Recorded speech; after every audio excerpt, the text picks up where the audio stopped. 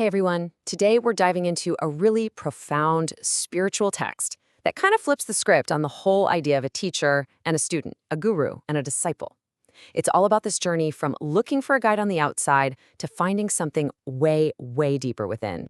So let's just kick things off with a big question to chew on. What if your greatest teacher, the most transformative guide you could ever have, wasn't actually a person at all? What would that even mean? Just keep that question in the back of your mind as we go through this. Okay, here it is. This one sentence from our source text is the absolute key to everything we're about to unpack. It's telling us that any teacher we find out there in the world is really just a mirror, a reflection of the wisdom that's already waking up inside of us. Now, before we get into the really mind-bending stuff, we gotta start somewhere familiar, right? So let's begin with the idea of a guru that most of us already have in our heads, the external, physical teacher. The text gives us a name, the Bahá'í Guru, which just means external guru. This is your classic teacher in human form, the person who gives you the basic techniques, points out where you're going wrong, and really just gets you started on the path. For any beginner, this is absolutely crucial. You need that initial guidance. But this is where it starts to get really interesting. The source material says this isn't a one-and-done deal. It's a journey. An evolution through 4 stages that pulls the seeker from constantly looking outward for answers to finally looking inward.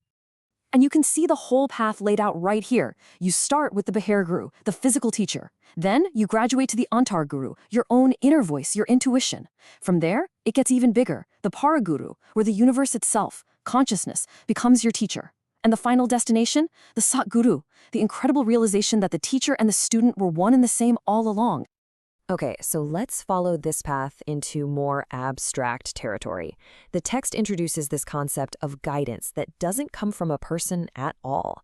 It calls this an archetypal teacher.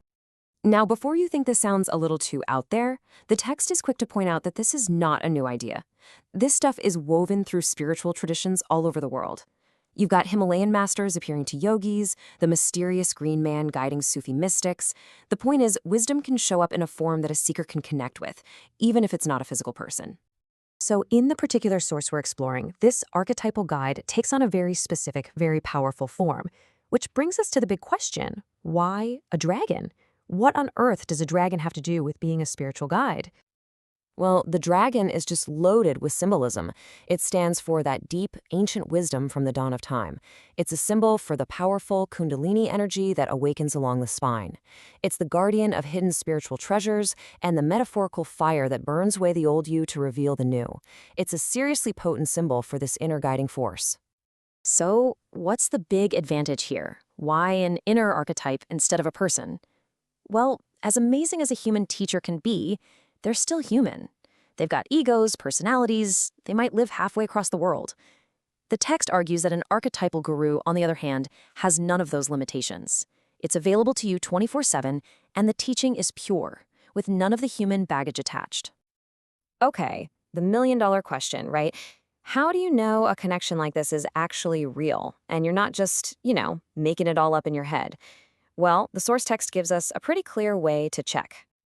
The first sign is something called Shaktipat. You can think of it like a direct download of wisdom.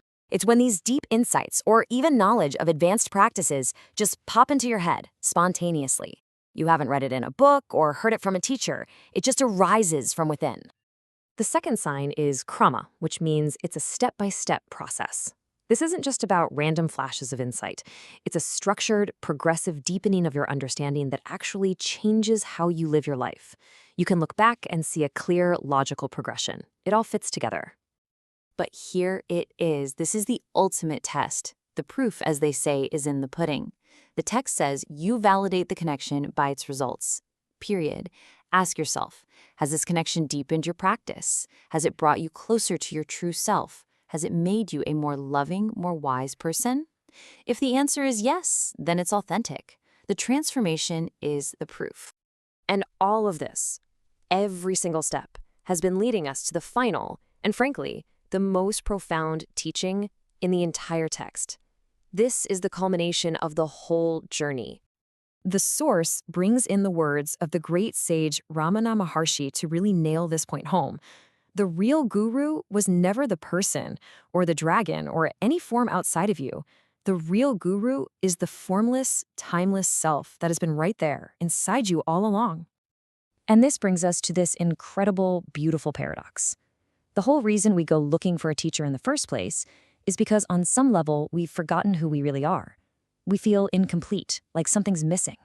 So the guru shows up in whatever form they take for one single purpose, to remind you of the wholeness you never actually lost.